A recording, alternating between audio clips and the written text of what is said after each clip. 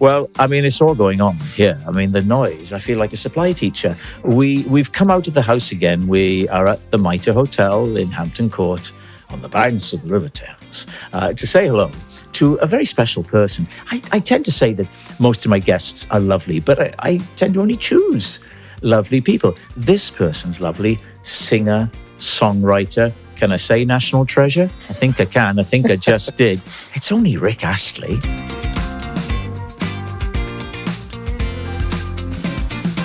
Hey, how are you? Very good, very good. Good. My neck of the woods, this, by the way. I only live the other side of the water, and coming to the Mitre is always nice. So it's the only reason you agreed to do it. Exactly. So you're about to go to America. Yeah, so I'm going out on tour with New Kids on the Block, Salt and Pepa, and On Vogue, who, to be fair, were certainly bigger than I was in America. There's no doubt about that. They were massive, you know. And I've sort of been chatting with Donnie Wahlberg, who's kind of like the leader of New Kids and what have you. And it's been kind of funny because I just think he's got quite a good view on it, if you know what I mean. Yeah. He's really, really respectful. I think they all are, to what they did and what it means to the people who come and see them now. And I've done loads of what I would call retro gigs with other artists from my era and around that time and stuff, bit before, bit after. And I get it. I actually do get it. And even though I love going out on my own and playing my own songs, I kind of appreciate the sort of comfort of just playing your hits. Yeah. Because no one's going to the bathroom and you see recognition when you look around the room. You know everyone knows every tune. And it is comfy. Like but they spread such happiness. We met because we were both on Chris Evans's CarFest. Yeah, right? sure. Yeah. And I remember we were down in that kind of friends and family little pit at the bottom of the stage when you came on and you did your set. And when you played the big hits, it's a lovely feeling. It really is. Tell me if I'm wrong. You're in a band called FBI. Oh, indeed. You're playing the drums. Drums and a bit of singing. Yeah, bit of singing, drums. Maybe let's say 84 or whatever. Yeah. 85. And 87, your album sells 15 million copies. First one, I think the first two sold about 15. To be honest, the figures are just nuts. And I also think we live in a world today where the figures have gone nuts in a different way because you've got the likes of Ed Sheeran and people like that doing over 1 billion streams per song or 2 or 3 billion. Yeah. And nobody even used the word 1 billion 30 odd years ago. 1 billion was something about stars. Or do you know what I mean? It wasn't used in normal conversation about anything. No. The bit that's hard to relate to is 8 million plastic things in a room. That's right. And saying, spread them out around the world. Physical entities. But that leap then from playing little venues with FBI. And then, you had no gradual build up to it, did you? I had a window on it, but because Pete Waterman, the Stock Aitken Waterman guys, I signed a little production deal with them. Yeah. And luckily for me, they just became this team that people were going to because they had a #1 record with an artist that they had kind of developed called Princess, a song called Say I'm Your Number One. Do you remember that? Say I'm your number Straight in. Nice. Thank you. Nice ad lib there. And then they had this is going to be a mate. Right, here we go. Then they had the Dead or Alive, You Spin Me Round. You spin me round, round, baby, right round, like a record, baby, round, Which, round. both monster records, Thank you. fantastic records. Thanks I'm very not even much. going to thank you, Rob. And then they just kept doing it. And so even though I was signed, I then ended up being sort of a T-boy, really. They called it a tape-op in those days because there were tape machines in a studio, like I'm sure you know, which basically means you get the sandwiches, you clean up, you do this and the other. But because Stock Aitken Waterman's building was so seat of your pants, the juniors and the tape-ops and the kids who got the tea were allowed to use the studios at the weekend and at night. Right. So I was signed as an artist, but I was still making tea. But at the weekend and some through the night sometimes, somebody who just engineered a #1 record last week would be engineering my demos. Wow. It was a bizarre melting pot where you got a chance to learn a lot about making records and those kind of records, pop records, obviously. But you didn't know anything about the outside world, if you know what I mean. So when I had my hit, I was green as grass and knew nothing. How did Never Gonna Give You Up, where did that come from? Mike Stock, was Stock and Aitken and Waterman, and Mike and Matt were the two, if you like, musicians. Yeah. They'd hired a guy called Ian Kernow, and he came to set up a thing called a Fairlight, which was the very, very early days of computer programming for music. Yes. And for me, it was just like the craziest thing I'd ever seen. And it was worth about a street of houses, terraced houses up north you could have bought for the same. Probably do it on your phone now. Yeah, probably, yeah. But Ian was a great bloke and a bit of a genius, a bit of a wizard. And Mike Stock came in, put the chords into the computer, sang in the melody, gave him a brief and said, I'll be back later. So I made tea. Well, I made coffee, actually, because Ian was a coffee freak. I made coffee, biscuits, got the sandwiches, all the rest of it, while he programmed and set up the beginnings of Never Gonna Give You Up in this little production room. So I had a weird experience that I don't think anybody else in the PWL kind of empire had, which was that I was signed to make records, but I was making tea for everybody. So, for instance, the guy who came to do a sax solo on one of my songs, a guy called Gary Barnacle, great player, he kind of finished his thing, came into the room, he sort of said, that voice is, it's a great voice, that. Who is that? And he said, well, don't say too much. He's just brought you your tea. So it was a weird experience where I was involved in it. Yeah. It was like on a cover of a song called Ain't Too Proud to Beg a Temptation song. You boom. Boom. Human Jukebox. Thank you. So it was a really weird experience. They used to go to the pub every night. And I was allowed to sit on their table. And the juniors weren't. They'd buy them a drink, but they had to go and sit over there. Yeah. And the engineers and mixers could sit with them, because they had other language and other things they were talking about. But I got to sit with them. So as a 20-year-old kid, I'm sat next to three of the biggest pop producers possibly in the world, but certainly in Europe, just trying to soak it up. So back to now, you're about to go to America. Different now, though, because going as a younger man, exciting.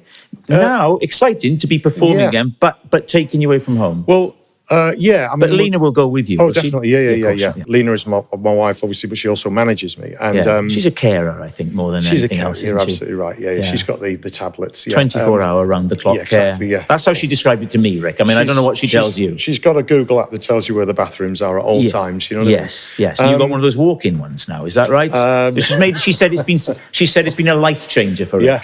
Exactly. Yeah, for both of us. Yeah. I don't know thank heavens the drinks have arrived. Oh, look at that. I'll take that. Thank you. Oh, I'm going to ruin their table. No, I'm not, because look at that. Came prepared. Beautiful. When we got the offer to go and tour with New Kids and Salt and Pepper and on Vogue, I was a bit, I wouldn't say scared or nervous, but I'm a bit kind of like, so I'm the only Brit. And I remember being in America when they were having those hits, because it was around the same time and all the rest of it. And rightly or wrongly, imposter syndrome, call it whatever you like, they were sort of big pop stars, and I was some chancer from Newton Willows, wondering when someone was going to go, thanks, that's enough now. But that's not how I know, but you may have had some of that. I'm sure you've spoken to people who've had that. It's just one of those things. Yeah. So you go back to and you go, and what venues are we doing? Because it's really big venues, you see, because the New Kids are still massive, you know. Yeah. I'm not nervous about it because I've done it before and all the rest of it, but it's a great opportunity. Yeah. Because I'll get in front of an audience I couldn't possibly hope to get in front of on my own. And just do the hits. I've FaceTime with Donny a bit. He's a proper human being. And I already got the sense that we're going to have a bit of fun doing this. It's going to be tiring. We're doing 57 gigs. You do 57? 57 arenas. So how long are you away for? We're going to be in America for almost 5 months. You're on a list which says... This is getting scary now. I've got the evidence here. Oh. This is about the Rickrolling thing, which I know it, but I don't really understand. It's a bit young for you, Rob. Of course it is. I'm the same age as you. How dare you? Where was it? Something about the big songs of and there are 4 of them. One was Sweet Child of Mine, Billie Jean. Know. You don't know about this? No, what's this? Well, I'm going to tell you this. Go on then. His song, Never Gonna Give You Up, now that's You're the His, I am his, reached 1 billion, we back to billions, 1 billion views in July 2021, becoming the 4th 1980s song to reach this milestone, behind... Got it. Billie Jean. Coming, Take on me, and Sweet Child of Mine. Incredible. You'd think the artists were in the room. Against their will. It's mad, and I don't think there's any way of making that happen. It just does or it doesn't. You know what I mean? But tell me the story though. You embraced that. I've read that the Rickrolling when maybe an artist wouldn't have embraced it, but you did. You, to quote a phrase, you rode the horse in the direction it was going. There you go. Did I say that? No, it's not one of yours. It's one of mine. It's one of somebody else's, but I like to say it a lot. I thought you meant it. Right, okay. Or you would think about, when did I say that? I don't remember saying that. Yeah, I don't remember saying that. I like it, though. I think the thing is, when it first started to happen, I didn't understand it. Yeah, but I don't understand it. Right, okay. Well, a basic Rickroll used to be that someone would send you an email and there'd be a link in it. Yes. So, and again, this is the thing that people take for granted with the speed of how we get used to things. Getting a link in an email was sci-fi. It was like, what does this even mean? Of course. Oh, you click on the link. Oh, now it's gone to a video. YouTube's just opened up in front of me. Yeah. That was still fairly new at that point. Yeah. And then you're watching this thing, and that could be like the winning goal in the FA Cup final. Yes. Could be some, gorgeous man or woman doing something provocative, lovely, marvellous, whatever. And then all of a sudden, boom, my video kicks in. Right. And therefore you have been Rickrolled, right? You've been pranked, as it were. Right. And so that's how the basic thing started. But then it's just gone into so many different avenues and so many that people have done tons of stuff with it, all kinds of things. When it first kicked off, I thought, I don't really grasp this. One of the really good examples of it is this. MTV that year or the year after, what have you, in their awards, were going to give me the best live act ever or something, right? And I said, okay, so what they're doing is they're just doing the Rickroll thing, and they're going to do something on the night or something, whatever they're doing. It's like, isn't this funny? We've voted him as the one. We've put him in the category. Put him in the category. Yeah. And I looked at the category, and obviously you two are in the category, and a few other legends in the category. So I'm like, this is ridiculous, right? And I spoke to our daughter about it, who was about 15 at the time, maybe 16, and she said, "You do realise it's got nothing to do with you, don't you?" I'm like, "What?" He said, "It's actually got nothing to do with you. It's just an old video somebody thought would be quite fun to use as a meme, as a prank, as a what have you. It's not personal. It's not, just treat it as it's just a thing." Yeah. And it sort of sunk in after a while, the way she was explaining it to me, because she's of the generation of YouTube, the internet, what have you. Yeah. So I kind of got it, really. I'm kind of grateful for her for doing it, because I thought, yeah, you're right. So as an example, I didn't go to the MTV Awards and accept the award, because I thought that would be preposterous. But I have embraced it in terms of a couple of things, and I'll be quite frank about this. I get offers to do things all the time with it, well-paid offers quite often. Yeah. And I just look at them and I go, no, I'm not doing that. Right. That's pushing it too far. Yeah. And then someone will say, we're going to use the song, we're going to put it in a commercial in America, and you're going to America in 6 months' time to do some gigs with some other people. And now does it make sense? So I kind of view it on a sort of each case basis and go, is this milking this thing, or is this a bit of fun and quite you know what I mean? And also like an opportunity to sort of rekindle a bit of interest in me or that song to so many people. It does. It's ridiculous. God. Yeah.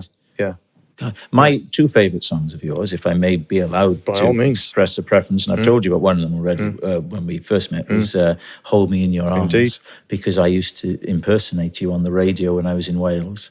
And I go, hold me in your arms. Who's singing? You can't even tell. So I've always loved that. And Cry for Help. Oh, thank you. What a lovely song. Thank you. Well, yeah, I really enjoy singing that in the set, to be honest, for a number of reasons. And I don't always have this with me every time I sing it. We went to America to record a certain choir. Basically, they'd sang on the tune. And they went into the garden of the recording studio. It was in Los Angeles. And somebody had seen a guy outside living rough. So they brought him into the garden and they sang and prayed for him. And I'd just seen them sing on a song I'd co-written, and it was going to be, a song on a pop record and with a bit of heart at the end, because these guys and girls had just put their heart into it. What they really do is believe and save and do the right thing. Choirs very often are kind of thrown into a pop song because it's like, oh, this would be great with a choir on it, And you don't really understand the weight of it sometimes, and what it is that they really feel when they're singing and the emotion of it. And I think that's why it just sounds so damn good, because it's coming from the right place, Hold Me in Your Arms, you co-wrote that with somebody interesting. No, I wrote that one. I co-wrote Cry for Help with a guy called Rob Fisher. That's right, of Climby Fisher. Sorry. Yeah, no, you're just getting your wires mixed up. I got confused. Is it bath time? Can I have a bath, please? I'd like a bath. Worked with Simon Climby, and Climby Fisher. Yeah. And I knew Rob. I think I'd sort of been sort of put together with Rob as like, go and have a day with Rob and see how that works out. Yeah.